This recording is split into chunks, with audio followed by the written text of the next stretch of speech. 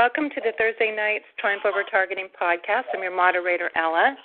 Tonight we have yet another special guest, and if you are new to the call, please stay on and we will get you some additional support, some additional TalkShoe podcast numbers, and some helpful links and websites. This is solutions and educational-based podcast, but the views and opinions of my guests are not necessarily my own personal views and opinions. My goal is that everyone can obtain something out of tonight, especially a feeling of empowerment. If you have any questions, suggestions, or comments, or especially if you are in need of additional support, please don't hesitate to email me at tiangel2016@gmail.com. And I would also like to take the opportunity to introduce our guest now. Her name is Deserie Foley. Are you there? I'm here. Okay, so, I've gotten to know you a little bit in the past several months, maybe 6 months, and, you just seem like such a delightful person, and I'm in awe of everything that you've done and everything you've been through, and that you still reach out and you're still doing work for the community, even though you're, at this point, not targeted per se. Do you agree? Do you think you're targeted at all, or what's your opinion on that? I still have the basic, flashing strobe lights, ringing in the ears, and, they still, talk to me a little bit when I'm asleep, but I'm not being tortured or followed. Okay, so the worst part of it's over. So yeah, the worst part of it's over. Good. That's really good news. So can you tell me a little bit about what your life was like before you were targeted? Yes, I was married for about 12 years I lived with my husband and my kids, and we had, a really, really good life. My ex-husband was very successful, and he still is an aerospace engineer. And, I got to stay home with the kids because, he made enough money for me to do that. And I believe that my targeting started when, things got a little rocky in the relationship. And I still was getting targeted when I was still married with him, but things were going pretty wrong, pretty bad. But I believe that he had something to do with it. But then, I'm not 100% sure or positive. And I decided that I'm no longer going to say it's because of him. But, right. Because just other people that I've been working with and, being that I was involved with somebody that I loved very much, and in his final days, end of his days, he accused me of doing exactly what I accused my ex-husband of doing, and I didn't do any of that, anything to have hurt Richard. His name is Richard. And so now I step back and I think about, I could be wrong. Right. So that's just something that, a lot of TIs come and, and say that, that their family members are involved. And I remember there was a point in time where I thought my kids were involved. So, meaning that I'm not targeted anymore, and I'm able to step back and look at the whole entire picture. And I realize is that, all the people, how I put it in perspective is there may be 10 people that you think are messing with you, and in reality, it's only really one. So, but yeah, I've learned. Go ahead. I'm sorry. Oh, but yeah, that's just something that I've learned just by trying to help other targeted individuals when they're coming at me and telling me these things. And I said, well, maybe that they are doing stuff to you, but they don't know that they're doing that to you.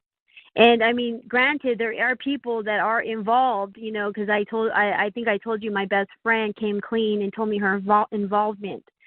And she told me who was doing it and who hired her. So, but yeah, that was I've always had suspected her, and, she actually felt really bad for everything that was happening to me and decided to come clean. But I got a lot of I'm sorry, go ahead. I was just going to say, so your friend came forward and told you, because I rarely ever hear that from a TI. I was actually thinking about that earlier today. How come people don't feel bad and come forward and tell some of these, other TIs that I know, why isn't anybody telling on anybody? And so this is interesting because that was just one of the things I was contemplating today. So your friend did tell you. Can you tell us a little bit about the details, like who approached her and how that was? Yes, she was approached in jail when she got a DUI. She, because when she decided to tell me, she wrote a note and told me to leave my electronics and go for a walk in the park. So when I went for the walk in the park with her, she brought a pencil and paper and wrote down everything she needed me to hear and tell me everything on a piece of paper, but she wouldn't use her vocal cords to tell me. I don't believe she told me it was some kind of experimentation. It was the Army intelligence. And she said they approached her when she got a DUI, kind of like, you want to get off on this DUI? This is how you can get off on it. She took it. She took the offer, and she decided that she was going to help them as far as she was just watching me, what I was doing, where I was going, and she was kind of like my handler, after, and she would just do like these weird things and always like, like always making cough sounds and, just really messing with me. And I kept her around because I didn't want to believe that she was involved, but I always suspected her.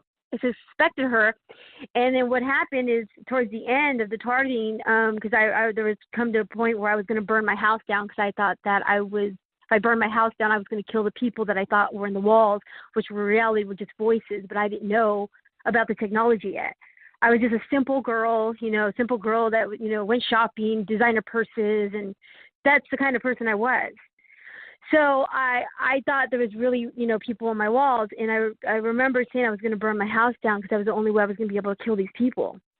And I remember her like crying. She would run to the bathroom just crying, and I would just say, and then I would hear her talking, saying, I had enough of this. I can't take it anymore. I can't take it anymore.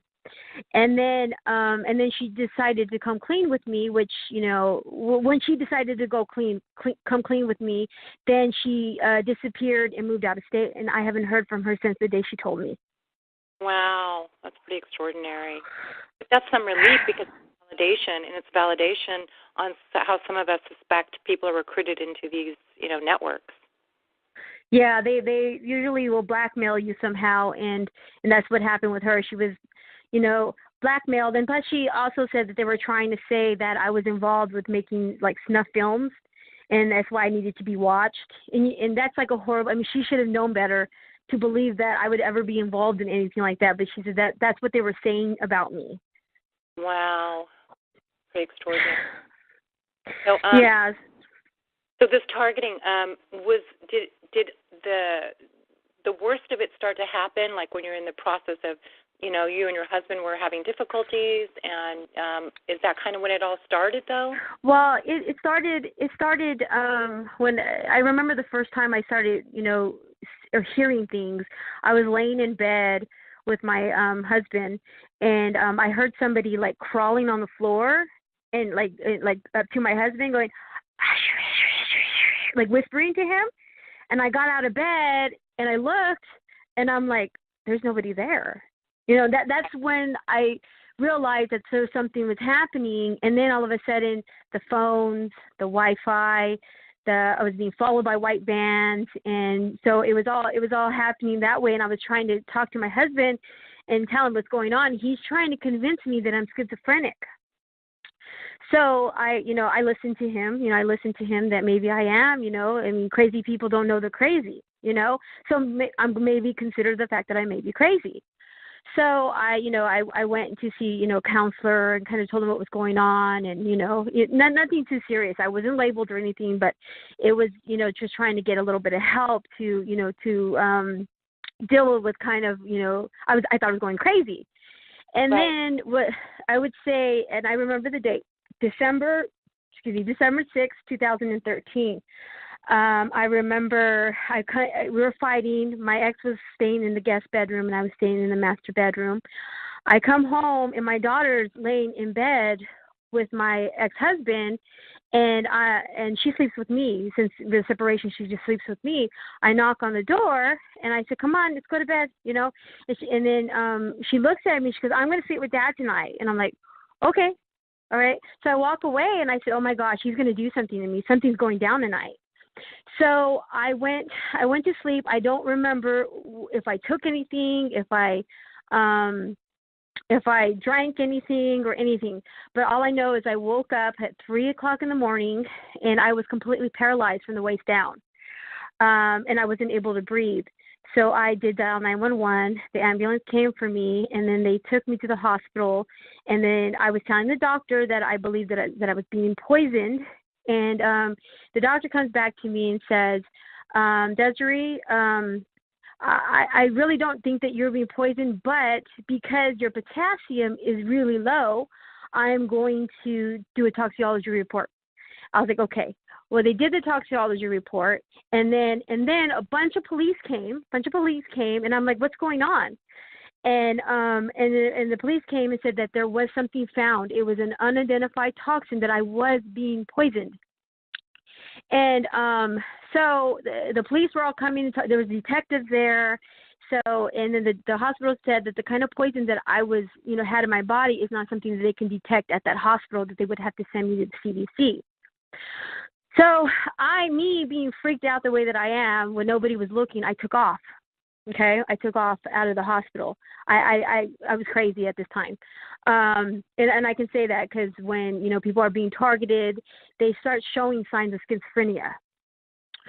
So when I left that place, then the detectives went to my house. A bunch of police officers came to my house, and wanted to talk to me further about the poisoning, and then I ended up going to the CDC, and they weren't able to identify that toxin in my body. That never happened to me again. I wasn't being poisoned anymore. But I mean, I accused my ex of doing it. I did accuse him of it, and things got really ugly. And then from that moment on, I couldn't live with him anymore. And then that's when the targeting really started, where I was being drugged. They were coming in at night, doing God knows what to me. They were, following me. I was hearing voices. It was, the directed energy weapons, where it would always target only the right side of my body. And it always seemed like they were hitting my kidneys. And, so, I mean, there's just so much to tell, but I mean, that's basically the story. And then when I went to because I was petitioned by 2 police officers, and they had put me in a behavioral health hospital. And when I was there, I remember the doctors asking me why I was saying there's people on my walls. And then I decided I was going to deny everything. I'm like, no, that didn't happen. I was going through a divorce, and, I don't know why I said that, but it didn't happen to me, because once I got there, I realized I was defeated, and I needed to keep my mouth shut and not talk about it anymore. So what happened, after observing me for 3 weeks, the doctors decided that I wasn't crazy, and that I didn't have to have court-ordered treatment, that they were going to let me go and say that I voluntarily signed myself in. And they changed the records where it says that so when I got out, CPS got a hold of my daughter, my ex got full custody of her, and my targeting stopped. Yeah, so it does seem, it seemingly appears like it was probably your ex. Yes. We know that that's not the case. I'm not accusing him, but the timing makes sure. Yeah. The timing, yeah. It looks more that way towards me. It looks that way to me as well. But like I said, it just what the events would happen with Richard. I'm just maybe he was involved somehow, but I gave him too much credit. Just as far, like I tell people, is that you think this is this person. I said, you're giving him too much credit, because of all the stuff that was happening to me. He was right next to me. He was right next to me asleep when it first started happening to me. So he may have sicked them on me, but I don't think he was the one orchestrating it all. Yeah. Yeah, it makes you wonder. Did your kids know what was going on with you? What were they thinking? Or did they express they thought my house was haunted. That's all. That's the only thing that they remember, is that the house was haunted and the electronics were always malfunctioning, and people were coming into the house, and that was something that wasn't just me. Imagine, I used to put little recorders on, and this is the odd part about it, is that I would put recorders on, and I would hear myself saying, okay, it's Tuesday, and I'd give the date, and then you hear me slam the door, lock it, or no, first you hear me slam the door, or no, first you would hear me put the alarm system on, and then they'll say front door, and then I would shut the door, you would hear the garage open, my car go out, and then go back down, and there was already somebody in my house. So that's the freaking crazy part of it all, is that the recording, it wasn't voice activated. It recorded, like I didn't put it, it was recording the whole entire time I was gone. But when I left the house, my kids were in school, and I left the house, and you hear the garage door. You already hear somebody walking, opening my doors up, walking around. And I'm just saying to myself, how is that even possible for somebody to already be in my house? Mm-hmm. Yeah, so it was just it was scary, and I thought they were going to kill me, and I did some really crazy things. I used to sleep with a gun, a fire extinguisher, a Bible, and a stick. Those are my weapons that I had every night I went to sleep, because it was almost like you're at war. Yes, spiritual war and a physical one at the same time. Yes. Yeah. Can I ask, someone was asking in the chat room, approximately how old you are? My targeting started when I was 33. I'm going to be 37 in a couple weeks. She thought you sound younger than you are, so that's why people, I think, were curious.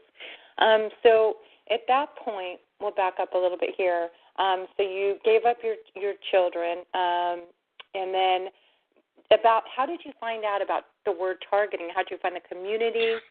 Did you find out that the craziest part is I found out inside the mental hospital. Oh, really? Yeah. I was in the hospital, and I met this guy in there who was a homeless guy, and he was there because he tried to commit suicide. He actually threw himself in front of traffic, and the car ran him over, and he had a bunch of broken ribs and a broken arm. He was in there, and I kind of was just telling him a little bit what was going on, and he actually didn't tell me right away. He said he thought I was messing with him, but maybe a week into it, he comes up to me and tells me that the same exact thing's happening to him. That's why he tried to kill himself. And that's how I found out. Like, I knew it was some kind of mind control experiment, but I never looked into gang stalking or electronic harassment. I never knew anything about it. And then somebody wanted to know what state or where you were at when your targeting started. Surprise, Arizona, which Arizona? is yeah. I actually live in the same city where it happened. Oh, wow. Wow. You must have a lot of memories there. So after that, and you had to kind of, now you know that you're a targeted person, you understand that this is a program, and you're starting to understand what all that it entails, and now you're out on your own. So what did you do at that point? How did you start to restructure your life, and what did you do to protect yourself, and did you reach out to the community? Okay, the first thing that I decided to do before I even got into the community is I decided to make a YouTube video, and that's what put me on the map. That's what made everyone know who I was. I took the video down because obviously I don't want my work finding it, but I put a video up and explained everything that happened to me, and then I started getting responses from people. I knew what it was called because the guy, his name was Jason, and he was, the homeless guy, and he told me that somebody on the streets told him to Google gang stalking. That's how he knew what it was about.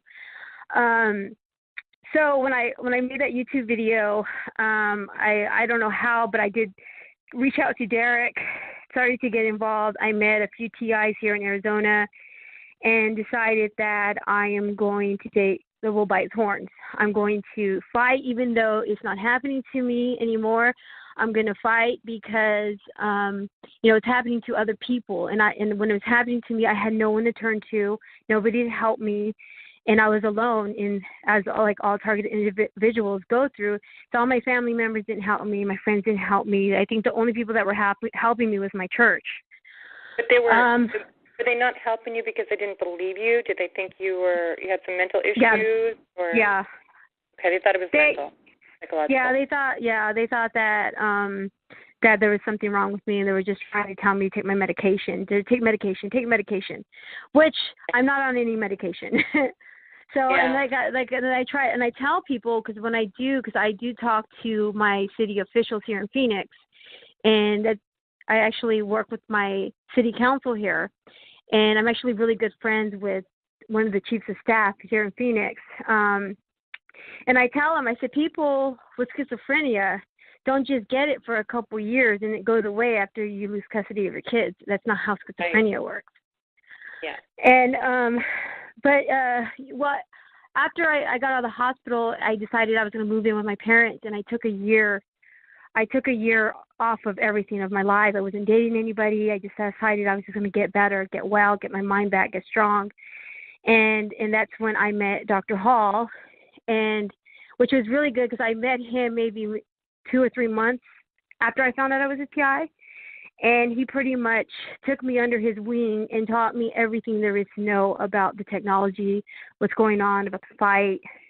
So I was really fortunate and lucky to have somebody, take me under their wing like that. Yeah, and then eventually you started to date, right? Yes, I dated him for about 5 or 6 months. Yeah, that's what I understand, and some people are familiar with that, and some people thought you were the girlfriend that was referred to. No. When that thing said, no, that's different. She's a different woman. So, yeah. Yes, and then what happened is after we broke up, we all know that he's a very busy man. He's a very busy person. So, we decided to break up, and then not even a couple months later, I meet Richard. Yeah. And for TI, and just a beautiful person that existed, and somebody that you met, and then you started to care for one another, and I'll let you go on. Yes, Richard had V2K. He's had it from the day I met him. It was like the way that I learned a lot from him. You can learn a lot from a victim. I don't have it like he did. I think what I had was auditory harassment, which is different than true V2K. Auditory harassment is something they can point at you and then you can hear it with your ears, and V2K is you hear it with your mind. Okay, Richard had it in his mind where they were constantly talking to him, telling him, like it was data mining him. They would ask him a question and let him finish it. Let's say like, I feel like I'm going to, and then his thoughts would complete the sentence. That's what his B2K was. And the last maybe 3 weeks of his life, he started hallucinating, thinking there was invisible people in the house. And when this was happening to him, I remember I didn't allow him to come in my room after a certain time, like at 8 o'clock. He wasn't allowed to come in my room because, I had to go to work the next day, and he would keep me up the whole night. And I was very understanding because I know what he was going through, but I couldn't help, and we both couldn't. Somebody had to work. So I was laying in bed, and he's in the other room writing on the walls. Like, I don't know if you've ever seen that movie, It's a Beautiful Mind. Yeah, yes. Where he was writing stuff and putting it on the walls, and the whole room was just things of him writing what's happening to him and what's going on. And I remember laying in bed, and I realized something is that the rooms, the doors and the walls were breathing. They're moving in and out. And that was an EMF field that was happening. And it dawned on me like, oh my gosh, they're really hitting him with everything they have right now. And I remember I walked into his room, and because I have 2 bedrooms, I walked into his room and opened the door, and he had a gun in his mouth, and he was hyperventilating, saying, he was going, and he goes, I just need the courage to do it. And I started screaming, I didn't know how could someone react to something like that. I don't know. And then he told me, if you call the police on me, I'm going to shoot at them until they kill me. Okay. So I was in a situation where I wasn't even able to get him help because, I was, worried that he was going to shoot at them, and then, they're going to shoot him. So I did not call the cops on him. I was trying to talk to him and try to get the gun from him. I tried so many different tactics but you can't help somebody if they label you the enemy, because he had labeled me. I was already considered an enemy to him. And I remember too is that he went missing for 5 days. He was missing for 5 days. I called the police and filed a missing persons report on him. And, of course, all communication stopped. So I started to get really worried, and I started looking at the morgues and, trying to watch the news to see if there was any, somebody that, did a mass shooting or something like that, because he was already like that. He had the state of mind. And then I just remember it was Sunday, October 16th, they knocked on my door, and he had been dead for almost 4 days until they found his body. Yeah, that's heartbreaking. Yeah, I had no idea I had no idea that he was actually going to do it. I knew that he was, saying he was going to do it. I just didn't really believe that he was going to do it. And, but when, after all that happened, the police came, they took all my they took all my what is it called? Hard drives. They came in and took my hard drives. The police did. And, there was a bunch of police here, detectives, and I decided that I was going to say something. I wanted on record what happened to him. And I didn't do it alone. I actually had a bunch of people go with me and talk to the detectives and let them know what was, what had happened and what he was suffering from.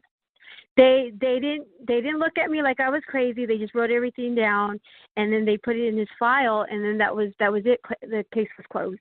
It was just another suicide. Yeah, but he left you a little gift. Yes, we had a son together. Yeah, sorry, it's not very professional for me to tear up in the middle of an interview, but that's just a really that story just really, it's very moving. And the part about, you had a child together, and, I think that's beautiful. He left something here of himself, an innocent child. Yeah. Yes, we had a child. His name is Noah, and he was born in April 2016, and then Richard died October 16th of last year. But yes, I was able, I have his ashes, because I'm the one, because his mom had anything to do with it, and none of his family wanted anything to do with it, so they did sign his body over to me, and I was able to honor him that way. So his family doesn't really understand what happened. Yeah, I think what it was at first is that his mom didn't have any money. She didn't have any money. She was going to donate his body to science, and I could not. He would hate that. He's already been experimented enough. Yeah. So, and then when she said that to me, I was like, you know what, sign him over to me. And what happened was the TI community all pitched in, and overnight I got $1,500 just by the TI community. Yeah. Yeah. Well, I'm glad that didn't happen. I think there's not a TI on the call that would want to donate their body to science. I know. People have gone through. So, okay. So then, and that wasn't too long ago. So, what happened at that point? You had your baby, and then I'll just let you take over from there. Okay. So,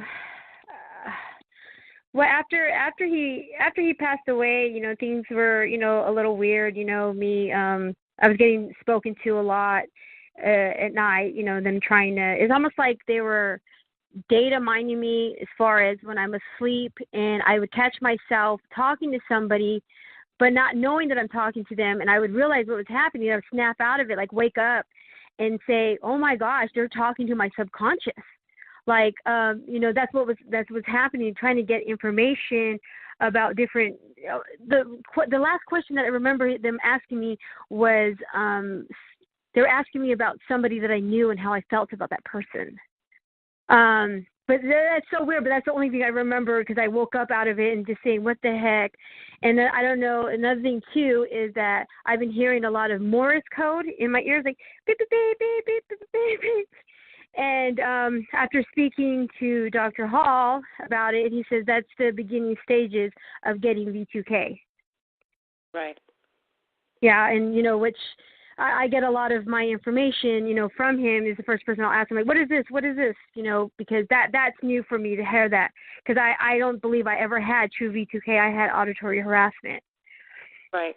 And then now I am very involved. I am a assistant director of PACS. I work with Derek very closely, and we just now got two new board members, which is Santu and Frank Ellen. Everyone probably knows who Frank Ellen is. New England guy, I would say. Yes, yeah, Boston. Yeah. So I work a lot, with Derek, doing a lot of different things, and a lot of new people reaching out, and a lot of stuff going on. There is always something to do. Yeah. There's always something to do, some kind of, program, or, reaching out to the, TIs, and then, giving them, people in the area, and we're trying to get a group leader for every state. That's what we're working on right now, is trying to get a group leader for each state, a representative. So when we have these TIs reach out to us, we're able to, network them with those group leaders. Yeah. I know this is really your interview, but I know you know Dr. Hall, well, obviously. Is he doing okay now? Because we heard about the heart attack, and you had told me he had a triple bypass, and you had mentioned that some indicators as far as the heart muscle was. What was going on? Yeah, he said a couple of weeks before his heart attack he was zapped. He was targeted. He was zapped, and he said it took him to his knees. What happened then and there is that they burned off some arteries when that happened. And then he said he had a heart attack and, open heart surgery. And, when I talked to him, he said, just said, Deserie, they're trying to kill me. They're trying to kill me. And I'm just like, oh, my gosh. It was really scary. It really took me by surprise. But after speaking with him, he's still saying that the fight is still on. He's back to work. He's working part-time. He does have a girlfriend that he said that she's been taking care of him and, being very helpful with him. And, he's just doing a little bit at a time, but he's back to work part-time.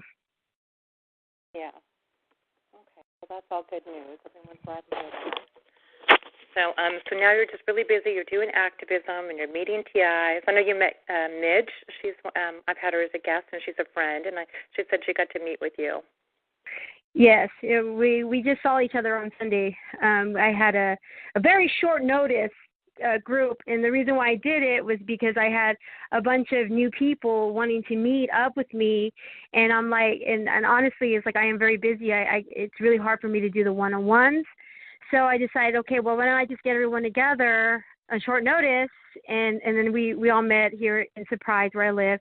And there was like 9 of us that showed up, and one of our board members was here also. Right. You guys have a good group down there. Yeah, I know a lot of I pretty much know every TI here in Arizona. I mean, that's registered with, PAC, or it used to be FSCHS. I'm really good friends with everybody. I have a good relationship. Some of them I've known since I found out I was a TI. But I believe that we have a very strong group, and it's something that we talked about at the meeting, is that, meeting, once a month and, coming up with a think tank, or having, groups and trying to figure out what we can do, because there's just so much that can be done. I do have a lot of contacts. That's just something that, I've been able to do since I was a TI, is reaching out to people and, building a name for myself. And I have a lot of contacts that are people that are willing to work with me in the government, but the thing that they're asking for is evidence. And see, I'm not being targeted anymore, so I can't give any evidence, and it's not happening to me. So a lot of times I will bring these people forward, and, and things just get weird, where they just get like, oh, I don't want to use my real name. Or, I mean, there's just like a lot of things that, come up with it. But I do have contacts here, and I think I was trying to get Mitch to meet with one of them. Right, Mitch? Is she able to talk? I don't know. Let me find her. Hey, Mitch. Star 8, we'll bring you in. There she is. Yes. Can you hear me? Midge. Yes, we can hear you. Hi. Okay, great. Yes. I'd like to do that, Des, sometime. Maybe the 3 of us. And look forward with that. Because, I've had a lot of success myself, and I've had a lot of support from, the FBI and the police chief and 2 judges. And so I feel really good about meeting the person that you'd like me to meet and go forward with that. So, and I just want to thank you. I want to thank you for all the work that you're doing, and I'm sorry this has happened to you. You're a lovely lady. Thank you, Mitch. Yep, this is what I decided to do, and it does. It takes a lot out of me because, I mean, we all know sometimes, you know, you do talk to TIs and it takes your energy away, your positive energy, and it is a lot of work.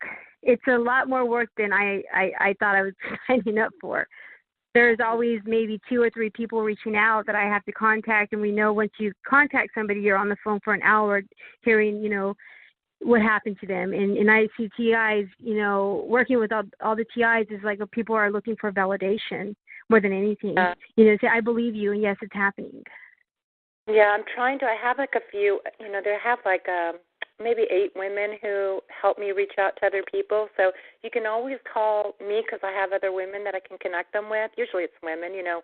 And if it's a guy, Frank Allen, or there's a couple other guys I like back east, and there's Al in Washington. So I could try to help you kind of take that load off a little bit because I know some really great women who have the time. So one thing I can say is if you're heavily targeted, those calls actually bring you up. I know that sounds weird, but they kind of actually make you feel better. So kind of push the real mid, so to speak. So, so if there's something we can do, you know, I'll send them my way. If you don't, because I know it is time consuming, and you know, some of us have a little bit more time, and I always have time in the morning. So, yeah, just a suggestion or a thought I can send to you to, you know, do what you like. Okay. Well, we'll talk later about that. Okay, good. And then let's see other questions that I have before I open up the floor for some questions as well. Okay. A 5-year plan. Where do you see yourself in 5 years? Oh, wow, in 5 years. Like as far as my activism goes or my personal life or both? But a little bit of both. Start with a little bit of both. I'm hoping, in my personal life, I'm hoping that I'm able to get out of the condo that I'm in and into a house. And I'm hoping to get more custody because I don't have any custody of my daughter. All I have is supervised visitation. So that's something that I'm working very hard for, and I do see my daughter every other weekend, and I plan on getting the house, and I currently have another TI roommating with me, and his name is James. He's been staying here for about 4 or 5 months. Okay, and as far as my activism goes, I mean, I really want to see a lot of things happening, you know, with PACS as far as, you know, having the group leaders. I know that they're working on a documentary, and I told Mitch too. I had a producer reach out to me, asking me about a potential movie that he's very interested in. He's been watching the TI movement for a couple of years now, and he's done a lot of research, and he, you know, is very interested in making a movie, not a documentary, an actual movie.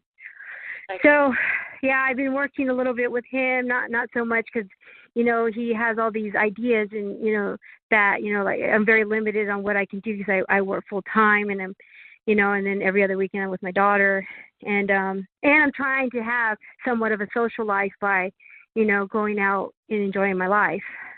Right. Yeah, you're busy. Yeah, you're very busy. This man who's interested in doing the movie, is he looking at it from a fiction standpoint or nonfiction? No. It would be a true story. We kind of ran some ideas by each other. Like I said, it's really weird. He knows, like, if you made a YouTube video on YouTube about targeting, he watched it. That's how much researching he's done about this. And he's saying, you know, he wants to brainstorm with me, and, you know, of course I trying to get Derek involved, to brainstorm with me on how to, you know, he knows how to make a movie and what needs to happen. And he says that something is that we have to sit down, come up with the idea on paper, and then go and sell that to investors. But he said he'd be willing to help, but I would have to help because, you know, because I'm in the TI community, and he says that he would need to pick my brain. Right. Yeah. He doesn't have financial backing. He's just going to come up with an idea and try to pitch it and get the money that way. Is that what it sounds like? Yes. Yeah, because he owns his own production company. He owns all the equipment. He says that he doesn't need money for the equipment. He owns it all. He said he needs money to pay the actors and the location. Has he made other films? Yeah, he's made other films. I forgot what I have everything written down. I don't have it right in front of me, but I have all the information of all the movies. And he mainly just makes true stories, like, true life stories. Like, he's working on a movie right now where this guy got stranded in the ocean on a boat or something like that. But that's what he's doing right now. Survivor movies about survival. Yeah, about survival. Yeah, that's what it sounds like. Well, that sounds really promising. That'll give people some hope. So, things like that will only just bring more attention to our plight. So I think anything like that, as many documentaries as we can get, films, and hopefully in a positive light too. I was talking to someone's son-in-law who was a producer, and and I said, I'm not willing to do this if it's going to cast us in a negative light. And I guess he ended up telling his mother-in-law, from the TIs he had talked to, they weren't the ones I suggested, apparently, because that would not be the case. I think they just were interviewing some TIs, and he just thought they wouldn't be able to cast us in a favorable light. So, but with an independent, movie maker such as himself, he'll have a little more self-control. This is like a docu-series, and there's kind of a format already. And so, and if you look at some of the other docuseries they do, you could see that it might be an issue for our community, just the way that they, the spin they put on things. So, but anyway, so that's all good news.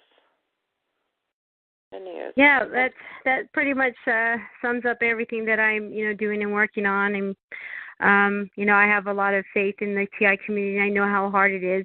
I've been through it, survived it, and I even got to experience what a family member goes through, dealing with TIs.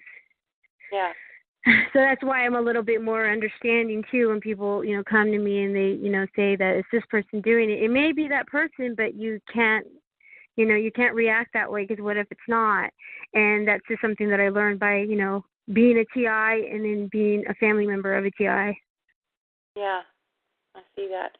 So, and I like to ask those questions. We know this is horrible. This is worse than most people can even imagine, because these thoughts just don't go through your head until this happens to you, that people are even capable of experiencing this, and number two, doing this to people. So what's the silver lining for you? What did you find out of this that surprised you, something that you in yourself and other people, something that you have learned out of this whole experience?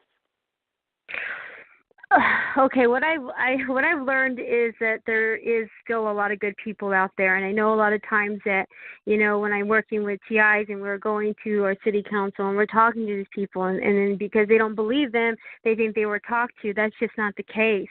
A lot of people don't know about this. Before I was a targeted individual, I didn't know anything about this, and nor even if somebody came at me and told me what was happening, I probably wouldn't believe them, because people are not really educated, and we watch all these sci-fi movies that, that brainwash us to thinking that it's not real. But what I've learned about all this is that there are good people even in the government.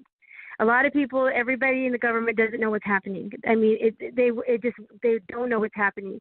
And I do believe that, and this is my own opinion, I mean, I don't know obviously, but I just think that there's like a black ops part of the government that is doing this, and, and majority of the government doesn't know what's happening. As far as working with my city council and being really close to the chief of staff, which is also a general in the Navy. He's general in the Navy, and he's also, chief of staff of Phoenix City Council. I speak to him maybe once or twice a week, and we have really good conversations. And he's never heard about it, but he believes me. So, I mean, that's just something that I've learned because, when I first got involved with this, I thought differently, and I thought people just needed to help. It was, they should help me. They have to, but now it's like, people are only willing to help you if they have compassion. And, you can't go asking for help, stomping your feet, saying, I need this done. You have to help. that's usually you're not going to get anywhere with any kind of government official. You have to find somebody that's sympathetic and come out there telling them what's going on and not be angry or upset. And that's just something that I've learned working with TIs and watching them stomp their feet and demanding them the help, and that's just not the way to get help. I mean, that's just one of the things that I've learned. Yeah. Thanks for sharing those tips because, I've had a lot of success, and there's things I didn't, especially in the beginning, because you just have no clue. Yes. You just tell everybody everything honestly because if you're an honest person, that's what you do, and honesty will get you locked up, I found out. So you just have to be... Little pieces at a time. It took 3 or 4 visits to the city council. It's like a language. Yeah. You give them a little bit at a time. Mm-hmm. Exactly. So I learned that once I realized what was going on, and I sat for months and just studied and and got on these calls, and then you learn to kind of craft a message a little bit. And then I worked doing outreach, media outreach, and so I learned just a little bit was enough, and then the other person would come in and give them a little bit more, and then the interview would come and they'd give them even a little more surprise information, so there was like this little tactic we developed, so you do have to be tactful, and we're teaching people a brand new language. You can't teach people Spanish overnight, Yes. So you keep it, and you don't want them to run away. If you try to teach someone an entire language in one day, and it's not even scary, it's a language, they're going to get turned off to it. So we just can't, it's overwhelming, I think is what it is. So, and I tell people, I go, under-exaggerate, because this is so crazy what happens. We have to under-exaggerate.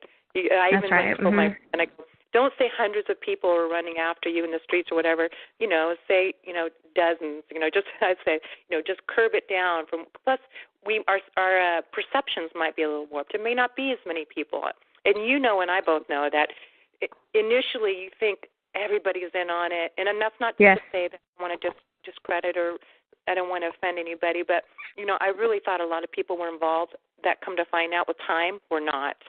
It's the trickery of what they can do and the paranoia that they can instill and the tactics and the technology they have that can kind of influence things around you. And so, and that's just what I believe, and, that's just what I've concluded, but everyone has to come to their own conclusion. But I do suggest keeping an open mind, thinking, we can't just be open and honest about everything.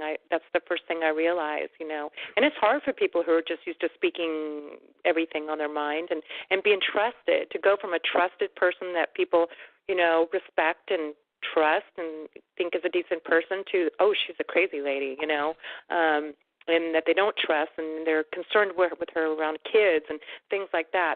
And from being honest, that's the most heartbreaking of all. So, yeah, you said it too. You also agree. Just be, little bits at a time is the best way to do it, and carefully chosen words. And, activism is very important to you and to me too. So we're kind of speaking from an activism standpoint. So, but anyways, are you ready for some questions? Yes. Okay. Let's see. Yeah, I still have you unmuted. Do you have a question for Deserie? No, I don't, because I know Des, and I just saw her on Sunday. I had a great time, I thought it was very productive, and I, just appreciate everybody showing up, and it was an interesting group, and so I just want to thank Des for doing that. She's really good at bringing people together. Yeah. Thanks, Mitch. Okay, honey. See you soon. I'm going to go to Sumaya. Hi, Sumaya. Hi, thank you. Glad to hear somebody's making progress with a good attitude. Appreciate that a lot. Mm-hmm. My first question is, I'm just curious. Well, two things. One about yourself and one about your friend. First, I'm curious, how did your targeting stop? I'm sure a lot of targets would like to know. What was the key ingredient or activity that made it stop for you? It could have been a combination of a lot of things. It could have been a combination of when I went to the mental hospital that they weren't able to label me because originally I was going to be court-ordered treatment for a year, and they were talking about keeping me in the facility for a year. But, once I got in there, I realized it's like, oh, my gosh, I am so defeated. I got to fight back in a way that they're not going to know I'm going to fight back. Instead of trying to convince what was happening to me, I took back everything I said and said I was going through something, a divorce. I don't really believe that's happening to me. And I just kind of and I was happy to be there. I was happy. I was enjoying myself there. It was actually like a little vacation for me because I wasn't scared when I was in the hospital. When I got out of the hospital, my targeting was still, it was still going on. It wasn't completely stopped yet because there was stuff happening. And there's stuff happening to my mind as far as, I don't know if anyone's ever experienced this, but I'm going to throw it out there, is there was a point in time where I was able to close my eyes and I was able to see with my mind. And that's something that I have spoken to Dr. Robert Duncan about, and he said something that it's some kind of experimentation with sonar, that they do that to like the spies that are in a dark place and they're not able to see with their eyes, that they're able to see with their mind, the outline of things. And that was something that I was experiencing when I was being targeted. And then when a person would walk by, I would see their energy force. Like people had colors to them. And this was not seen with my eyes. This was with my mind. Right. And that's one of the things that I, in the hospital, I would test it out, and I would just see, are they still messing with me? Are they still messing with me? And then once I decided to live with my parents, I left everything here. I lost my kids. I left everything. I went with my parents. Then everything stopped. I wasn't able to do that with my mind anymore. It's gone. So it could have been. So your targeting is more like a mental or auditory, but you're not getting like the brutal attack against your body. I got that too. The directed energy weapons, they were drugging me, coming into my house. I used to wake up with what I thought were somebody stabbed something in my throat, inside of my throat, like I had cuts inside of my throat. I would wake up and they would, one time I woke up in the middle of it. And there was all this commotion. It almost seemed like there was like 10 people in my house. And I was being hit with directed energy weapons. They were making me go into seizures. They were burning me. I was tortured. So, and along with that, they were. So moving back with your family, with your parents, is what really was the clincher on that one. Okay. Now, my next question is, what kind of writing did you see on the walls that your friend was writing? Oh, were there formulas? Were there diagrams? What kind of writing was that? He was writing everything that was happening to him. He was talking about the invisible people. He was talking about, I'm being gaslighted. They're going to kill me. I'm going to die. I want to live. Okay, yeah, it was just stuff like that. Stuff like he would put in a journal, but he used the wall instead. Yes, but he used the walls instead. All right, and the third thing is, I don't know if you're aware of it, but there were two other production companies that attempted to make films about targeting. One was John Hall, and that was called Targeted, and I don't think it ever got finished. And there was another group out of California, but I don't think it was going to be a positive one for us. That one, I don't think they went through with it either. So if your other friend starts to make a production over these issues, he should expect, and I don't want to put a damper on it, but he should expect delays or some kind of interference, because that's what's happened in the past. I mean, maybe he'll be luckier, I don't know, but I'm just saying. I hope it works out. That would be good. Thank you. Thank you. Thank you for your answers and your honesty. Mm-hmm. Appreciate your. Thank you. Thank you. I appreciate you. She's a really great lady. Okay, star 8, guys, and I'll go ahead and unmute you, and you can ask Deserie a question. Okay. Joan, I'm going to come up to you. Is it Joanne? I'm sorry. I read it wrong. Oh, hello. Hi. First of all, Deserie, thank you so much for sharing all of that. It was You're welcome. Very insightful. My question is, the woman that had been jailed and offered a way out if she helped target you, Do you know who offered her that deal? Did she tell me any names? Or like what entity, who they were with, what group yes, they were with? The Army Intelligence. Really? Army Intelligence? Yes. That's what she said. She said it was a Army Intelligence, and they were experimenting on me, and also telling me that that she was having weird thoughts, and I don't think she knew too in depth what the technology was doing, but I know she kept telling me that her thoughts were really evil, that she was having really evil thoughts in her mind. Again, when she told me this, both her and I knew nothing about the technology. And so I just thought, like, oh my gosh, why are you having bad thoughts? But then again, I was also having bad thoughts too, where, my mind was always like showing me like somebody being murdered or looking at somebody and then wanting to murder them in my mind, and those weren't my thoughts. Okay, did she hear that it was Army Intelligence, or did somebody in person tell her it was Army Intelligence? She said they approached her in jail, and she said that they approached her in jail and asked her, if she wanted to, get the DUI off, that they would have to work with them as far as pretty much babysitting me. I don't believe she did anything bad to me because she felt really bad for everything. But all she told me is that it was people that were doing it were Army Intelligence, but they were. She said that a lot of them were retired. That they were retired from the military and they were doing this like a side job. Okay, thank you. That's the end of my questions for the time being. Thank you. Okay, I'll go ahead. I'm going to mute you. Back up. I'm going to come to Hazeltine. Hi, Hazeltine. Hi, this is Bev in Mesa. I just wanted to mention that there was a Jewish group who came over here many years ago and did some taping of different groups across the country about different issues.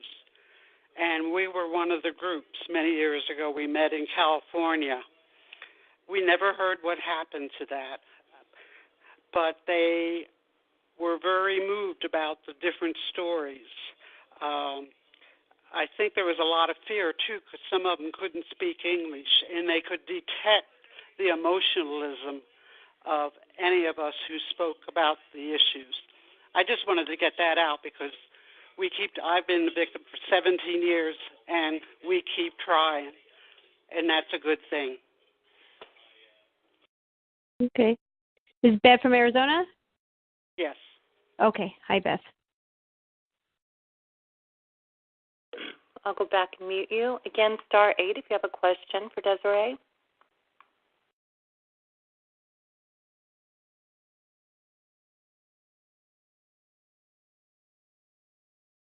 Florida. I'm going to come to Florida. Hi, Florida. Hi, Deserie. My name's Adrian. Now, you said he felt like people were in the room with him? Yeah, he was.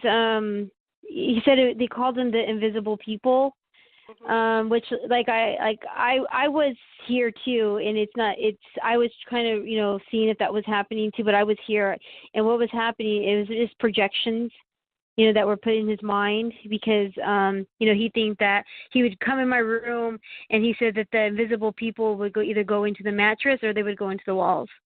Oh wow. Now, I have B2K really bad, and I've been like this since '86. I have I call, for lack of a better word, I call them overlays, but like there's somebody with me all the time. My skin always feels like there's like an electric charge on it, and the person is here. Because I've asked the B2K people, well, where are you? And they said, we're here with you. So I believe what he said is true, and they probably had so many people on him that he couldn't take it any longer. I only have maybe 2 or 3, something like that, and that's the only comment and question I have. Okay. Thank you. You're welcome. I'm going to come to Minnesota next. Oh, hi, Deserie? Hi. Hi, this is Deb from Minnesota. I was just wondering about your children, how they are doing, and like what kind of custody. Like you said, you had to have supervised custody or visitation. I mean. Yes, supervised visitation only with my daughter, and I don't know if I told anybody this, but me and Richard, when we had our son Noah, we had decided to give him up for adoption because of the targeting. He was being severely targeted, and I wasn't, but still, there was no way to have a child in that kind of environment.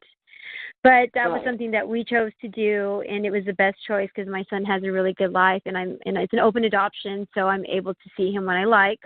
And as far as my daughter, it's it's court ordered. The CPS got me for neglect, which I'm not going to say that it wasn't neglect. I was so obsessed with investigating what was happening to me, I wasn't taking care of my children.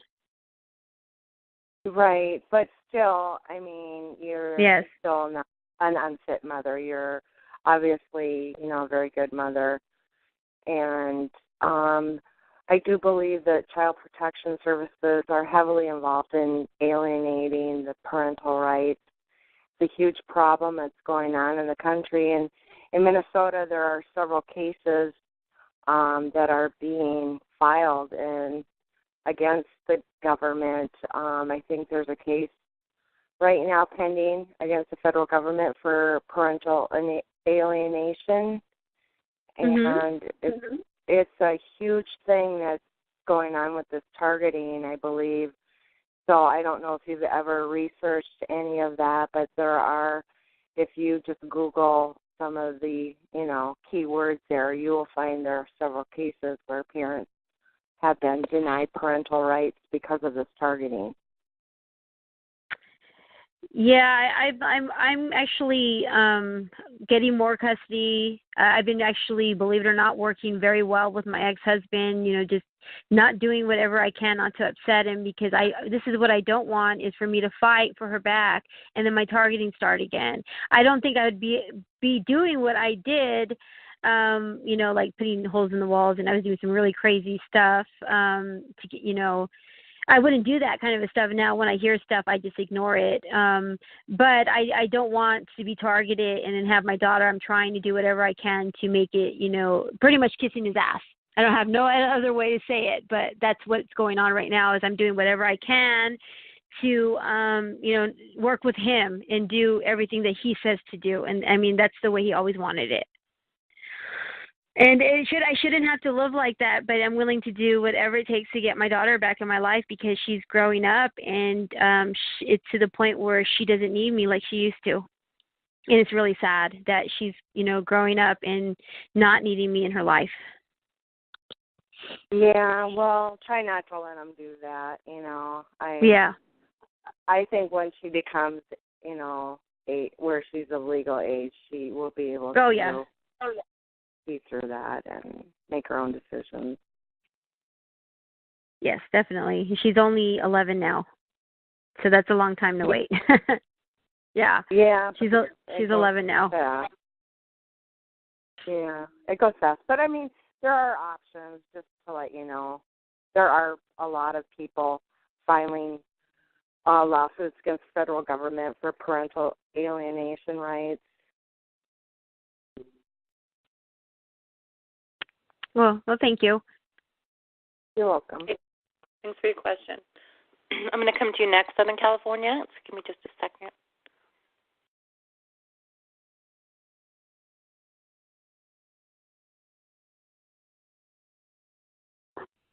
Hi, Southern California. Hello, Deserie. I had a question. Sure. Yes. Actually, a couple questions. I did see one of the videos on the targeted individuals, and all right, it doesn't make us look so good. It shows the plight and all that, but there's always that factor that when the public sees it, they're going to say, well, there's something wrong with them. And I know that the programs are designed that way and everything. and then I didn't hear your story. I came in a late. The gaslighting. Because I don't know your story. I mean, the gaslighting. Is it friends that do it? Right? It's friends. It's family well, yes. members. It was actually my ex-husband, and a lot of times what was happening in my situation is they were using guys, like to try to date me, and what would happen, what these guys would do, they would come and very attractive men, which is crazy that they send me very attractive men, and I would date them, everything's going great, and all of a sudden they would start to tell me stories, like something that I did yesterday, but tell me as if it happened to them, like really unique stories that would happen to me. And that was one of the things that they started doing was the gaslighting, because I was starting to question my reality and say, how could that happen to them when it happened to me yesterday? And it was just something that they were doing to me to mess with my mind. And that's and then when that usually, I didn't know, like I didn't want to believe that was happening to me, but yeah, they sent about maybe 3 different guys that I dated that were involved in my targeting. They did a lot of brutal things to me as far as my mind and physically. But then now too, I know, and I know the difference now, because, I went on a couple dates, recently, and, these guys are normal. Nobody tries to mess with my mind. That's how I know the difference when I was being targeted and these guys were doing these really awful things to me. And it was just, just to scramble my mind even more. And just like my friend she sensitized me to the like always clearing her throat. And I would be like, are you signaling them? Is that what's happening here? Because you've had that cough for like 6 months. And it's not even a cough. And another thing, too, is they sensitize, like... I'm sorry, go ahead. No, I'm done. This was the person that cleared this was somebody that you knew. That was my best friend. Yeah. Yeah, that's the whole thing. These are people that are known, and you can tell them at a time, right? And it doesn't make any difference, because whoever is saying this, whatever you want to say, it is so damning. Whatever the evidence, whatever they're saying, authority, whatever way it comes, it's like they turn against you no matter what. No matter if they know ahead of time, no matter what you say, it doesn't matter. They will still do that. Now, is that because they are swayed and they're coached to do that, or is it because there is another factor? There's another control vector in there that they don't realize, or I don't know, like you talked about, technology that we're kept in the dark about, that they're not really consciously turned on you, but it seems like they are. Yeah, like what I was saying earlier about, a targeted individual maybe thinking 10 people are messing with them. There are 10 people that are involved in the targeting, but in reality, there's only 1 out of the 10, but you accuse all 10 of them. And I think what happened, all the little stupid little things that they would do to me, as far as I use really expensive shampoo. It's kind of funny that they did this, but I use really expensive shampoo. They would come in, take my shampoo out and fill it in with like cheap shampoo where it made my hair stringy and oily. And if you say that to somebody, boom, you're crazy. And I think that they do all these little things. So when you tell people what's happening, they sound so crazy. So when the big stuff starts happening, they're really not going to believe you because you said all this other crazy stuff. Yeah. It's just a tactic that they're pulling. And that's, something that I see what they're doing, because doing all these little things to me, the little coughing and changing my shampoo and moving things around in my house. And when you tell somebody that, it sounds really crazy. And come up and it's missing, and it's like turn the place upside down. It's gone. So. Yeah, so I believe that's what's happening, and, is they do all these little things, so when you do talk about it, you sound crazy, and then when the real stuff starts happening, nobody's going to believe you because you said all that other crazy stuff. But I believe it's just part of the program, how they need you to look crazy and seem crazy to your friends and family. Yeah, and it's growing. Worldwide, it's growing. It's huge. I can't believe how more people are being added, and that how quickly. Yeah, I can't even believe it either. Yeah. Yeah, I've been to different countries, and it didn't take long. I was over there too.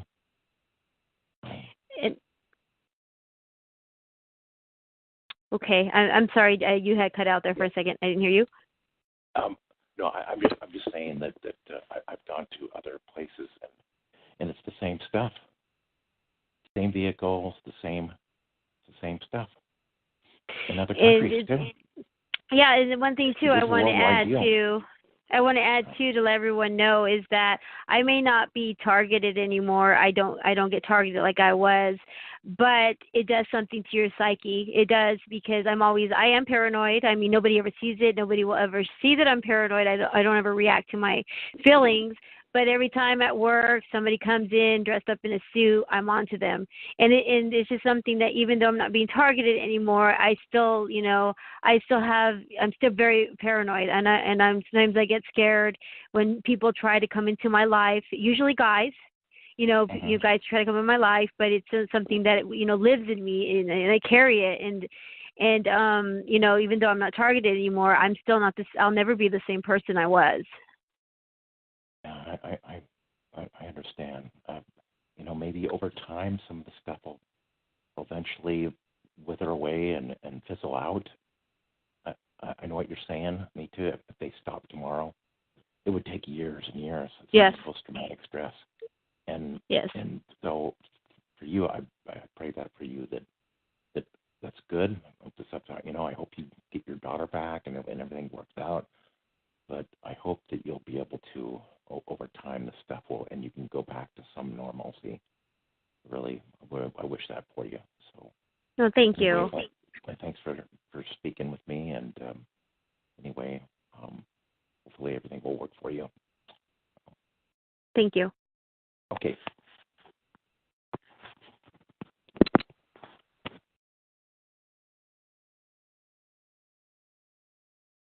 Hello?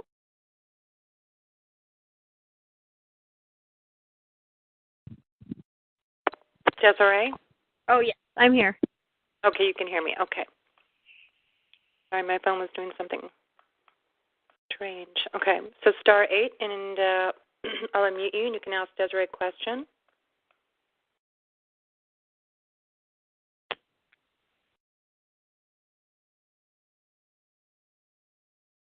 What's maybe some new some PAX events coming up? Is there anything you want to share with us about that? Yeah, just I know that Derek's working on a documentary. I know that that's something that's been going on, and like I said, just trying to come up with the group leaders, and it's just believe it or not, there's not very many group leaders. It's something that we're trying to work on. That way, we can get everyone together and have someone to network them with. And just coming together, we have our board meetings, once a week, and we've all gotten really close, and we work really well together. And I know Derek has T-shirts now, and which I got my T-shirt not too long ago, so I've been wearing it. His T-shirts, and I know the brochures that he's made, and we're he's getting better and better, because I know it's taken a lot from having to lose FFCHS to rebuilding another nonprofit. But I know now we are legally a nonprofit. Nice. Okay, so thanks for sharing that. Sorry, I got something in my throat. Linda, I'm going to come to you. Hello, Miss Linda Costanzo. Thank you, Ella. Hello, honey. Hello, Deserie, you little sweetheart. This is Linda from California.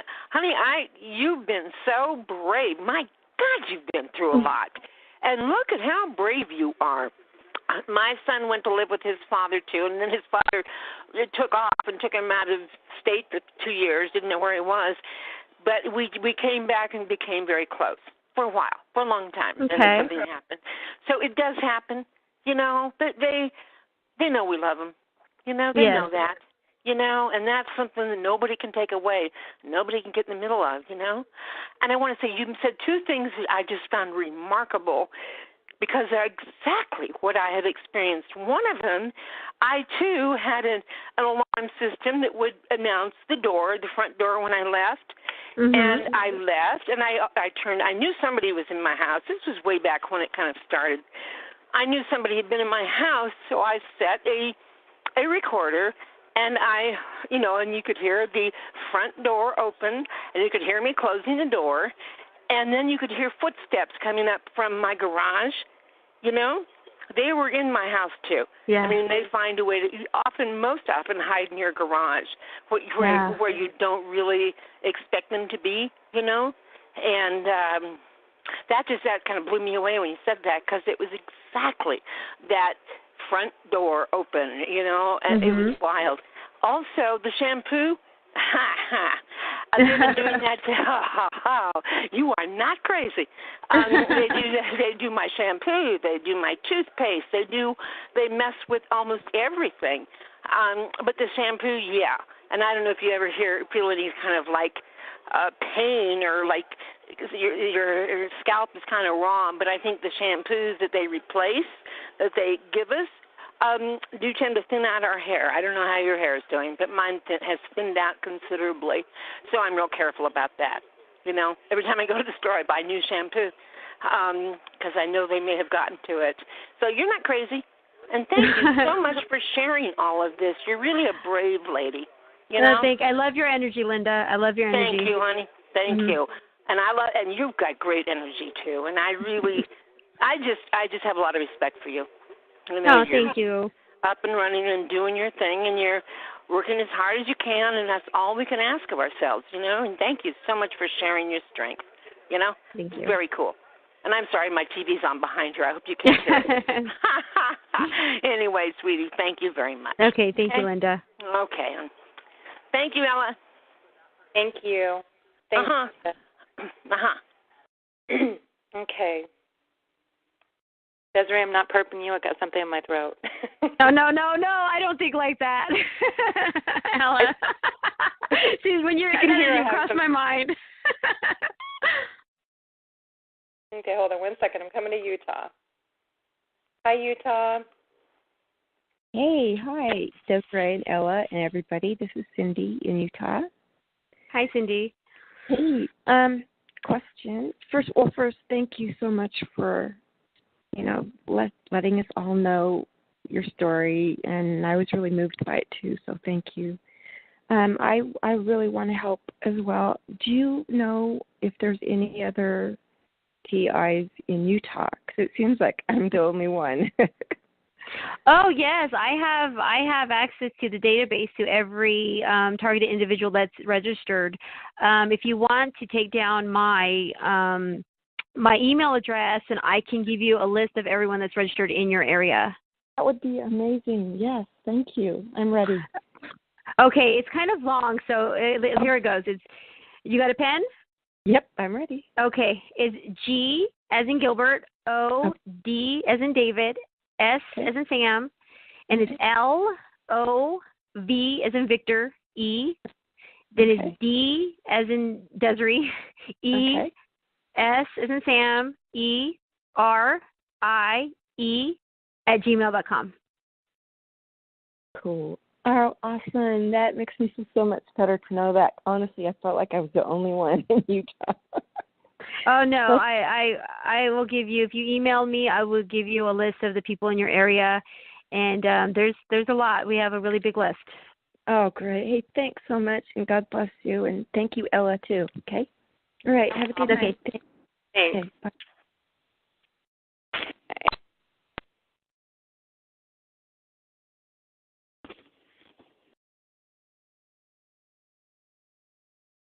I'm just looking for the next question. Here we go. I found everybody. Minnesota, I'm coming back to you. Yeah. Hi, Minnesota. Hi, this is Sandy from Minnesota. Yeah, can you repeat your email address again? I would like to give you, contact you to see who else is in my area that's a TI. Sure. Have a hard time. Okay. It's G. What? Wait. Just let me know when you're ready. Okay, I'm ready. Okay, is G as in Gilbert, O, D as in David, S as in Sam, L, O, V as in Victor, E, D as in David, E, S as in Sam. D as in David, and then S as in Sam? Okay. Oh, no, D, E, and then S as in Sam, E, R-I-E, at gmail.com. It should say God's Love Deserie. Oh, okay.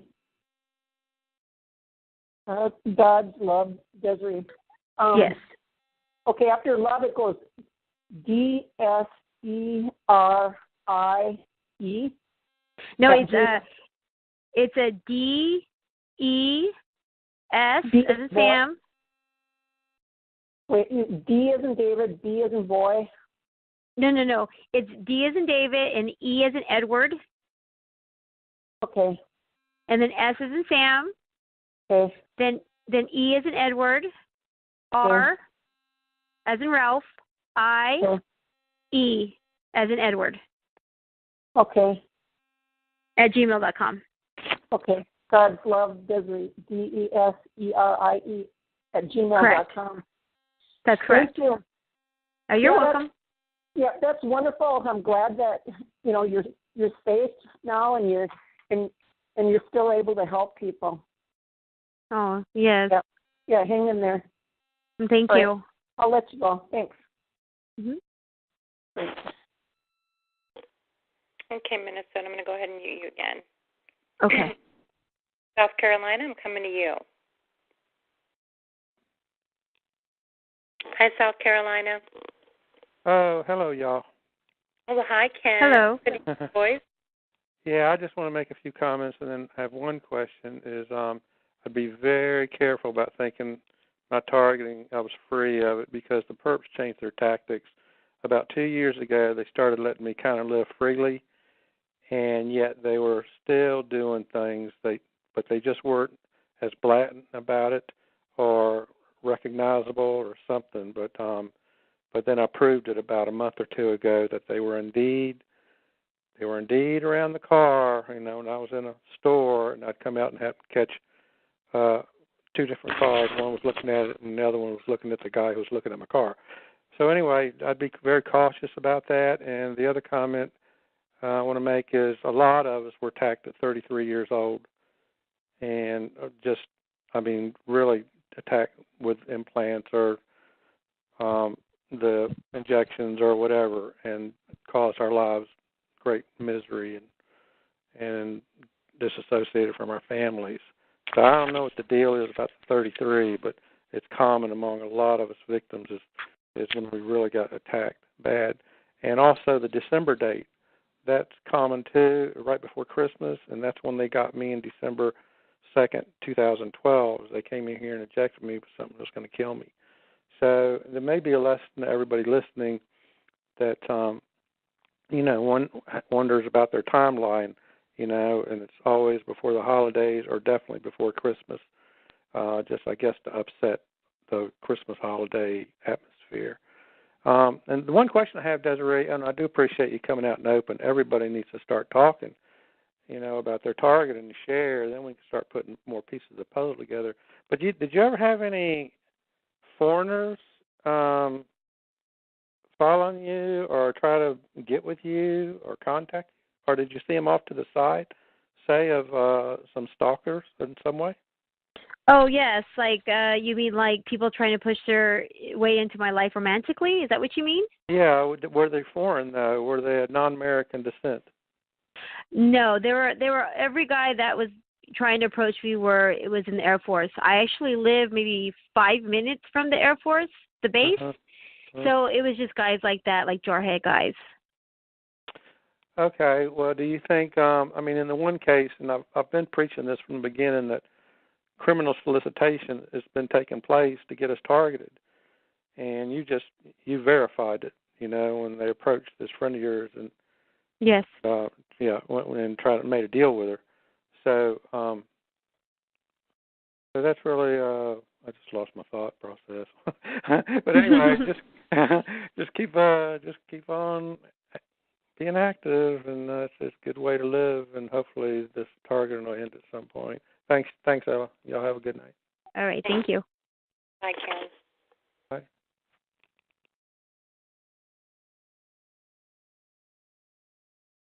Okay, so California, I'm going to come to you. Hi, California. Hi, thanks for talking to me tonight. I'm sorry I came late, so I didn't hear your whole story, but I understand a lot of it. And I wanted to ask, you seem so upbeat and highly functional. You feel like you're not being targeted right now. Was that always the case, or were there periods where you just really didn't function well? And how are you coping with the PTSD from this? Thank you. Okay, yes, there was times when I was during my targeting that I was targeted so much that I refused to take a shower. I wasn't able to function. I was scared of what I call nothing. There was nothing to be afraid of, but I was scared of what I call nothing. And I was afraid if I got in the shower that they were going to come into my house. I was afraid if I closed my eyes, they were going to come in and, do God knows what. I don't believe that I was being raped. I don't believe that because I had no signs of it. The only signs I ever had was cuts in my throat, not on the outside, but from the inside. There was cuts that I found in my throat, which I still don't know what that is. But no, I was not able to function. I was showing signs of schizophrenic episodes. And now, I mean, I guess the person before had said something that I may be targeted and not know about it. Yes, I'm still being monitored. It may be even too because of the position that I'm in and all the people that I work with. But I'm still being monitored. They're just deciding not to torture me anymore, which, and if that were to come back to me, then I know I would be able to handle it better. And I'm not saying that I'm not afraid of them, because I am afraid of them. I'm not going to lie and say I'm not. I am afraid. I'm afraid. One of my biggest fears is that they're going to come with V2K and use Richard's voice. That is my ultimate fear that I have. So coping with PTSD is, yes, I have moments where I can't fall asleep at night. I actually have to have some earbuds in my ear playing something, because if not, I'll start thinking about my past and I'll get stuck. I find myself, reaching out to friends. I hang out with a lot of my coworkers, and I'm able to function without thinking about that. But yeah, it doesn't go away. I still have my issues, and I still cry over Richard, because that was another form of, even though they were torturing him, I was being tortured by Richard.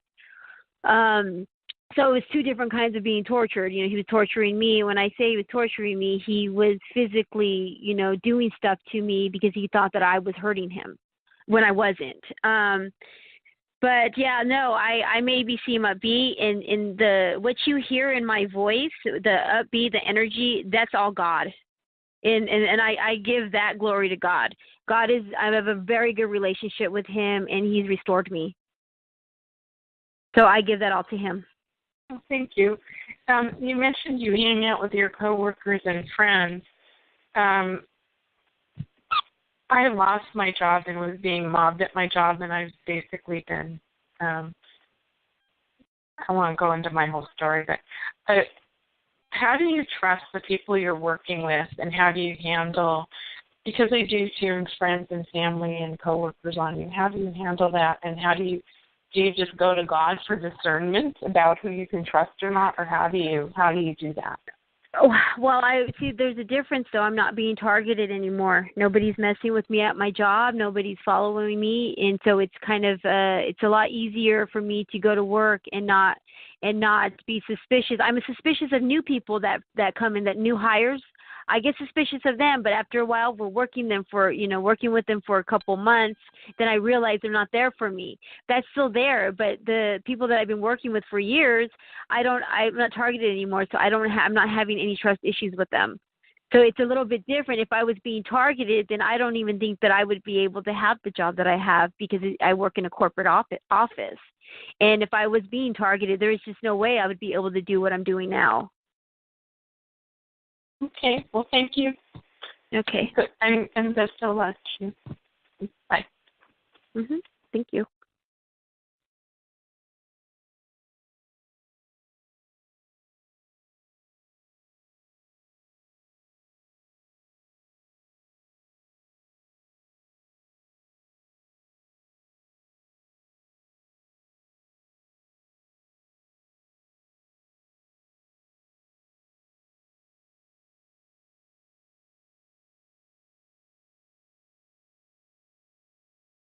Oh, I'm sorry. That time I think it was on mute. Are you there? I'm here. Yeah. Okay, sorry, Dee. I was saying, well, that was unmuting you. Sorry about that. So, do you have a question for Miss Deserie? Miss Deserie, I'm Dee, Brooklyn in New York. Hello, Dee. How are you? I'm doing good. I came on the call a little late, but I did get the last half hour of you speaking. So I want to commend you on you having God in your life, because I haven't been able to let the demons in the way I used to without the Lord in my life. And even just now, what I did V2K. I did assault on my speech, which is injected linguistics, where they tried to override my actual speech patterns and inject their own speech. So I have to at times speak slowly and control them out from not trying to interfere with my voice. What I wanted to ask you,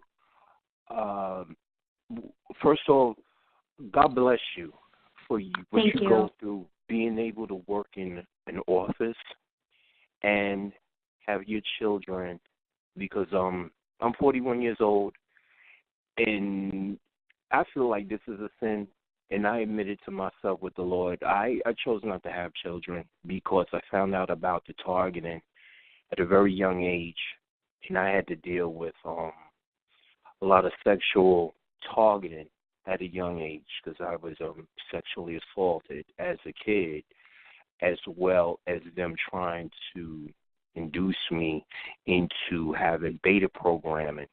And I don't know if you know about the beta, the delta programming. You have a military background? No, I no, not at all. No, I thought it may have been you or somebody in your life that had the background. You might have said that you probably live near a base or something. Yes, I live near a military base. I can actually throw a rock and probably hit it. Okay, because you said Air Force. Yeah, Air Force. I live by the Air Force Base. Okay, because, my grandfather was Air Force, him and his brother, back in the Korean War. And it entailed my mom to have a very a high opinion of the armed services because of my grandfather fighting in the Korean War. And for me, being a skip generation from my grandfather, I really found out that a lot of the targeting came from the Air Force, especially from here where he's from, because he is from Long Island, New York. And Long Island has a lot of the original MK Ultra stuff that spread across the country. But you said something that really touched me, and I went through this with them working on me in the early days with my mental health. Them having me fearful, like you just said, that they would get you afraid to go bathe, get you afraid to close your eyes, just keep you in a paranoid state to the point that you literally didn't want to do the basic things that you needed to do for yourself to keep your mental stability. And I was there. I went through that. And I live in an apartment building on the 5th floor, disabled. God, I'm burnt up every day from them messing with my joints. They poison my food.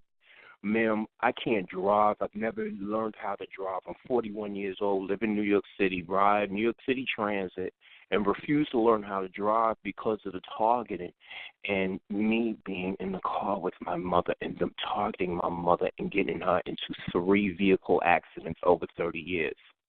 And what I go through, my controllers are directly telling me that they're law enforcement, military, and multiple agencies.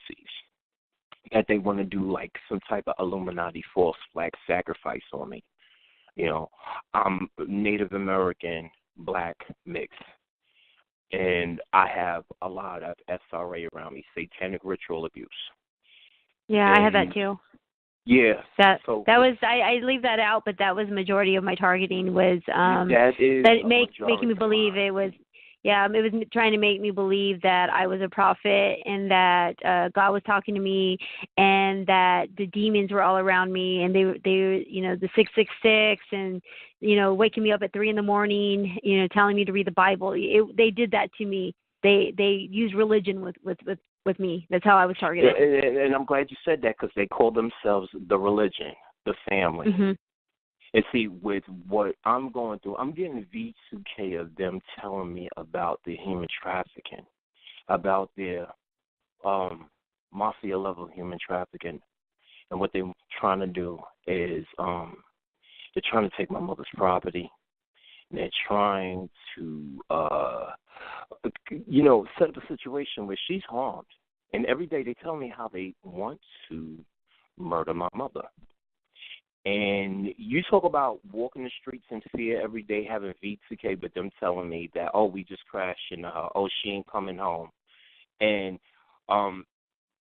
see, what had happened was about 30 years ago, my mother had gotten into a very nasty accident here in New York, and we didn't find out until a year later that it was staged by contractors on our parkways here in New York City. They were dumping oil under certain underpasses, and they would be contracted to do tow service on the local state parkways.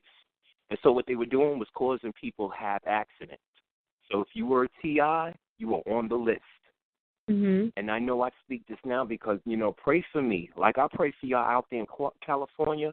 Pray for me out here in New York because I got a whole bunch of Long Island devils that tell me every day how they want to harm my parents. And I'm very adamant about talking about this because my mother's on as a drug offender.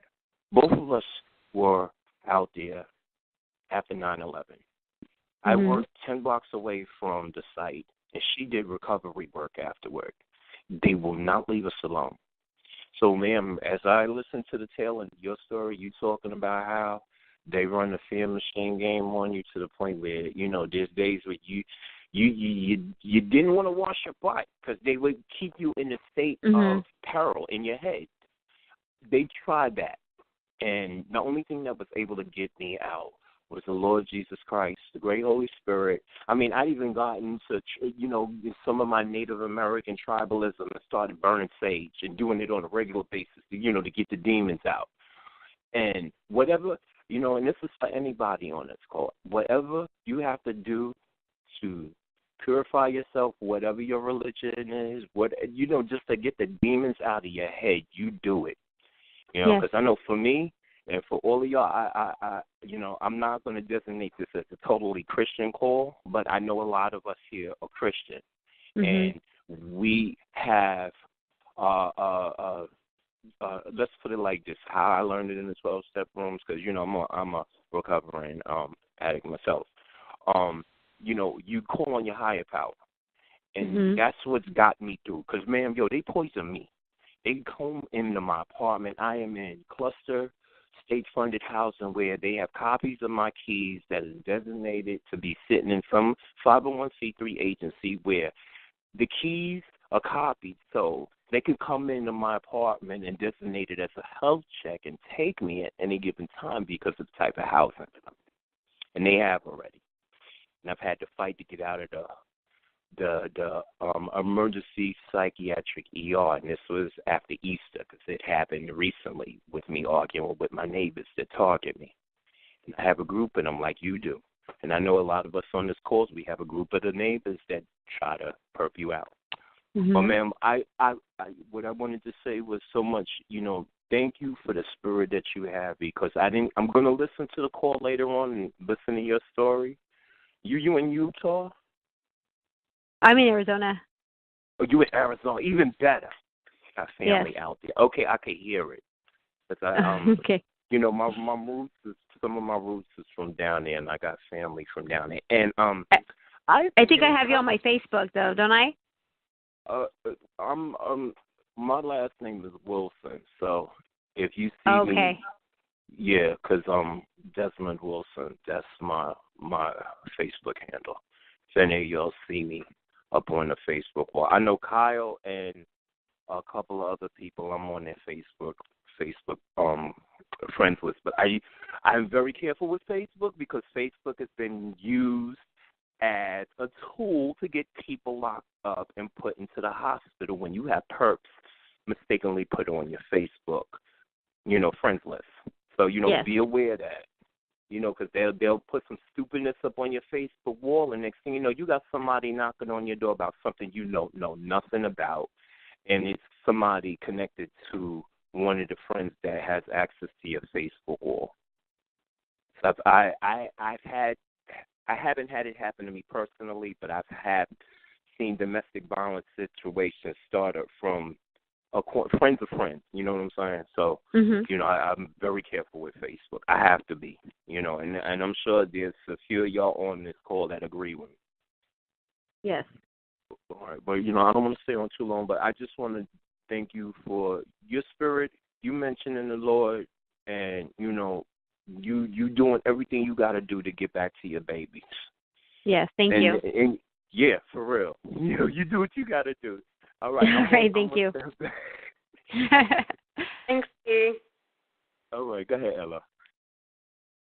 Okay, so is there any more questions?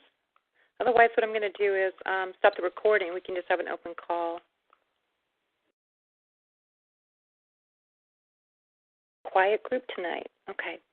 So what I'm going to do is thank you, Deserie, for coming on, and you can stay if you want to, or you can go do whatever you need to do. We just appreciate that you came to take the time and come on the call, but it's up to you.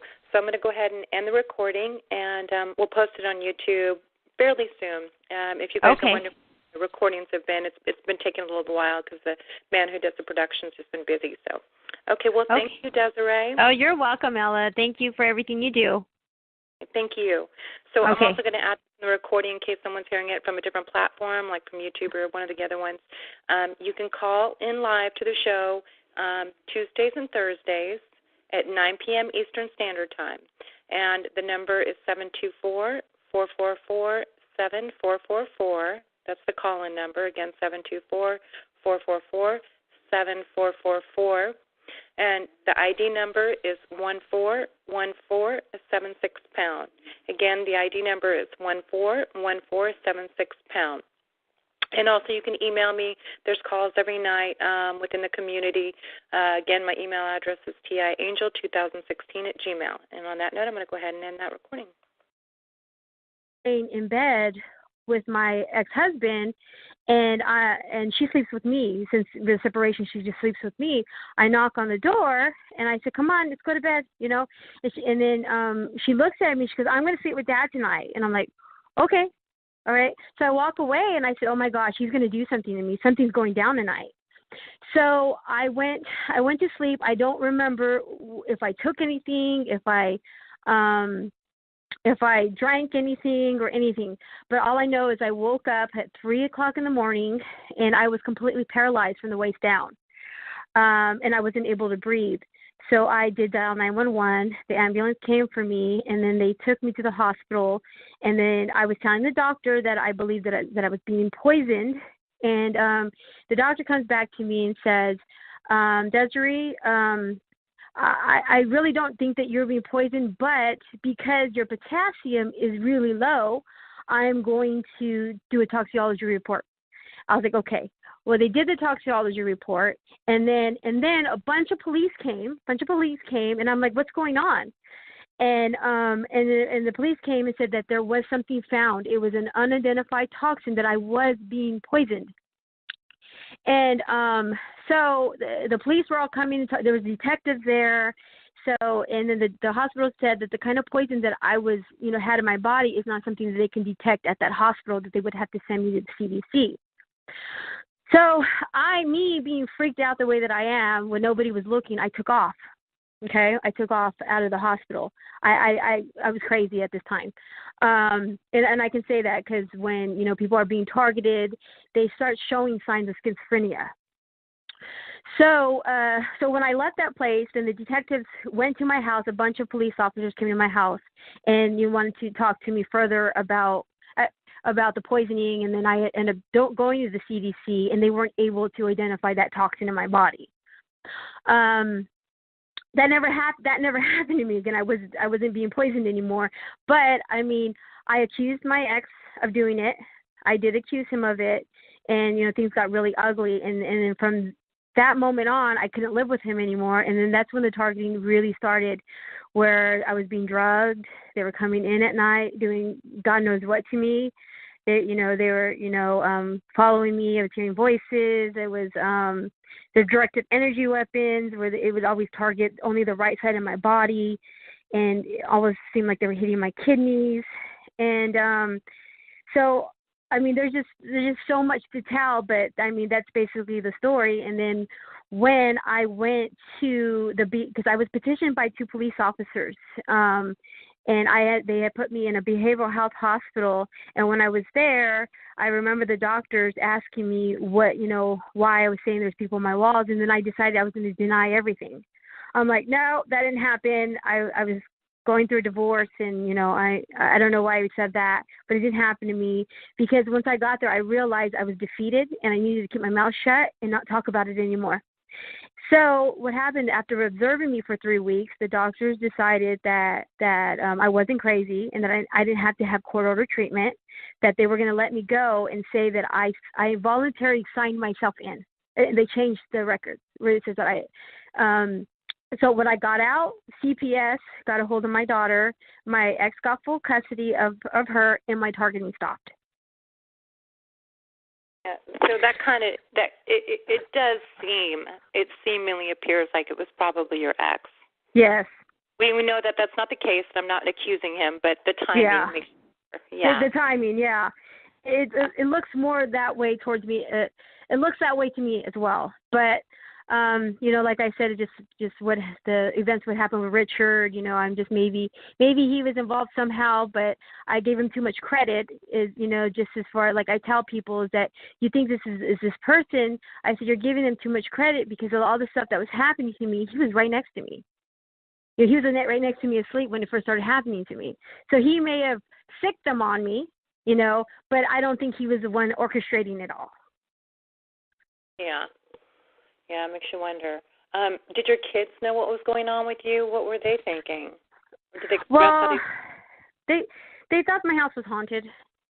That's all. That's the only thing that they remember is that the house was haunted, and the electronics were always malfunctioning, and people were coming into the house, and that was something that wasn't just me. Imagine I used to put little recorders on, and this is the odd part about it, is that I would put recorders on, and I would hear myself saying, okay, it's Tuesday, and I'd give the date, and then you hear me slam the door, lock it, or no, first you hear me slam the door, or no, first you would hear me put the alarm system on, and then they'll say front door, and then I would shut the door, you would hear the garage open, my car go out, and then go back down, and there was already somebody in my house. So that's the freaking crazy part of it all, is that the recording, it wasn't voice activated. It recorded, like I didn't put it was recording the whole entire time I was gone. But when I left the house, my kids were in school, and I left the house, and you hear the garage door. You already hear somebody walking, opening my doors up, walking around. And I'm just saying to myself, how is that even possible for somebody to already be in my house? Mm-hmm. Yeah, so it was just it was scary, and I thought they were going to kill me, and I did some really crazy things. Welcome to the Thursday Night's Triumph Over Targeting podcast. I'm your moderator, Ella. Tonight we have yet another special guest, and if you are new to the call, please stay on, and we will get you some additional support, some additional TalkShoe podcast numbers, and some helpful links and websites. This is solutions and educational-based podcast. But the views and opinions of my guests are not necessarily my own personal views and opinions. My goal is that everyone can obtain something out of tonight, especially a feeling of empowerment. If you have any questions, suggestions, or comments, or especially if you are in need of additional support, please don't hesitate to email me at tiangel2016@gmail.com. And I would also like to take the opportunity to introduce our guest now. Her name is Deserie Foley. Are you there? I'm here. Okay, so, I've gotten to know you a little bit in the past several months, maybe 6 months, and, you just seem like such a delightful person, and I'm in awe of everything that you've done and everything you've been through, and that you still reach out and you're still doing work for the community, even though you're, at this point, not targeted per se. Do you agree? Do you think you're targeted at all, or what's your opinion on that? I still have the basic, flashing strobe lights, ringing in the ears, and, they still, talk to me a little bit when I'm asleep, but I'm not being tortured or followed. Okay, so the worst part of it's over. So yeah, the worst part of it's over. Good. That's really good news. So can you tell me a little bit about what your life was like before you were targeted? Yes, I was married for about 12 years I lived with my husband and my kids, and we had, a really good life. My ex-husband was very successful, and he still is an aerospace engineer, and I got to stay home with the kids because he made enough money for me to do that. And I believe that my targeting started when things got a little rocky in the relationship. And I still was getting targeted when I was still married with him, but things were going pretty wrong, pretty bad. But I believe that he has something to do with it. But then, I'm not 100% sure, positive, and I decided that I'm no longer going to say it's because of him. But, right. Because just other people that I've been working with, and, being that I was involved with somebody that I loved very much, and in his final days, end of his days, he accused me of doing exactly what I accused my ex-husband of doing, and I didn't do any of that, anything to have hurt Richard. His name is Richard. And so now I step back and I think about, I could be wrong. Right. So that's just something that, a lot of TIs come and, and say that, that their family members are involved. And I remember there was a point in time where I thought my kids were involved. So, meaning that I'm not targeted anymore, and I'm able to step back and look at the whole entire picture. And I realize is that, all the people, like, how I put it in perspective is there may be 10 people that you think are messing with you, and in reality, it's only really one. So, but yeah, I've learned. Go ahead. I'm sorry. But yeah, that's just something that I've learned just by trying to help other targeted individuals when they're coming at me and telling me these things. And I said, well, maybe that they are doing stuff to you, but they don't know that they're doing that to you. And I mean, granted, there are people that are involved, because I think I told you my best friend came clean and told me her involvement. And she told me who was doing it and who hired her. So, but yeah, that was I've always had suspected her, and, she actually felt really bad for everything that was happening to me and decided to come clean. But I got a lot of I'm sorry, go ahead. I was just going to say, so your friend came forward and told you, because I rarely ever hear that from a TI. I was actually thinking about that earlier today. Like, how come people don't feel bad and come forward and tell some of these, other TIs that I know, why isn't anybody telling on anybody? And so this is interesting because that was just one of the things I was contemplating today. So your friend did tell you. Can you tell us a little bit about the details, like who approached her and how that was? Yes, she was approached in jail when she got a DUI. She, because when she decided to tell me, she wrote a note and told me to leave my electronics and go for a walk in the park. So when I went for the walk in the park with her, she brought a pencil and paper and wrote down everything she needed me to hear and tell me everything on a piece of paper, but she wouldn't use her vocal cords to tell me.